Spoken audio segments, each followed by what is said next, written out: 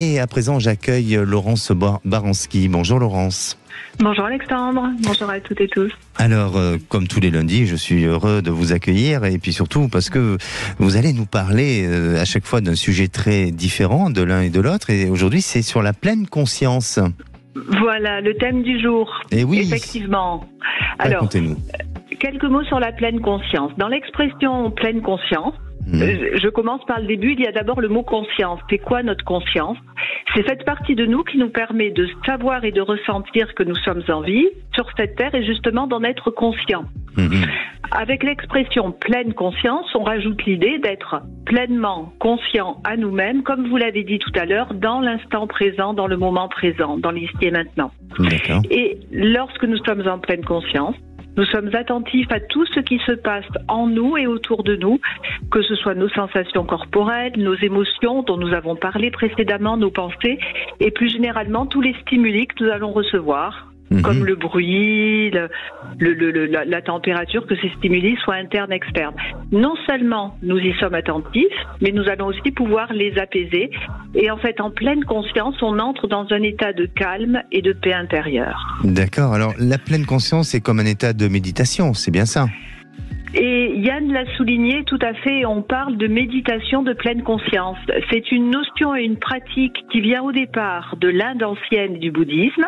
Okay. Et c'est une notion qui a été reprise plus récemment, il y a 10-20 ans, sous le nom de mindfulness, expression américaine qui signifie justement pleine conscience. Et des études ont été faites. Elles montrent que le fait d'atteindre un état de pleine conscience diminue le stress et nous rééquilibre biologiquement et émotionnellement. Alors, que faire pour se rapprocher de cet état ? Et là, vous avez raison, Alexandre, se rapprocher, parce que le plus difficile, c'est de maintenir cet état de pleine conscience tout le temps. C'est difficile, voire impossible. Si c'était le cas, on serait tous sur la Terre des êtres très éveillés, des sages, des Bouddhas, en état de méditation permanente. Au quotidien, nous sommes davantage dans ce qu'on appelle notre conscience ordinaire. Et l'idée, c'est d'aller de la conscience ordinaire vers la pleine conscience. On peut s'entraîner à élargir sa conscience. Je vous propose 2 pratiques pour répondre à votre question. Alors, par exemple, on peut déjeuner ou dîner en conscience, c'est-à-dire dans la conscience du goût des aliments, en prenant le temps de les déguster. Certains disent même en ressentant leur énergie et toute l'histoire qui les a amenés jusqu'à nous. Donc, on voit bien qu'il y a du subtil, du sensible là. Exactement. Autre exemple, on peut aussi, au travail ou dans la vie de tous les jours, parler avec les autres en conscience, c'est-à-dire en prenant le temps avant de parler, en prenant le temps de ressentir son état interne, son stress, ses émotions, et en les régulant intérieurement.